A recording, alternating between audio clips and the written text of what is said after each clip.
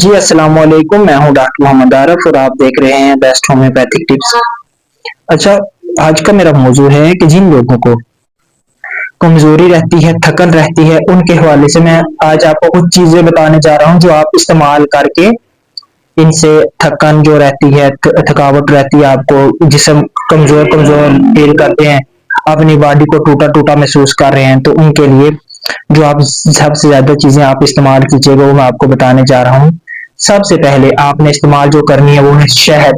شہد کا زیادہ استعمال کیجیے گا۔ آپ یہ جو چیزیں بتا رہا ہوں ان میں سے کوئی بھی چیزیں آپ استعمال کر سکتے ہیں، یہ تھکن کو اور باڈی کو طاقت مہیا کرتی ہیں۔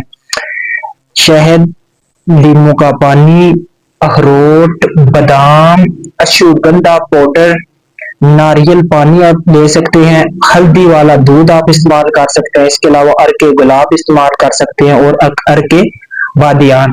ارکے بادیان اگر کسی کو سمجھ نہیں آ رہی تو ارکے بادیان سونف کے ارکو کہتے ہیں، یہ آپ استعمال کیجیے گا، انشاءاللہ تعالی 100% آپ کو رزلٹ ملے گا۔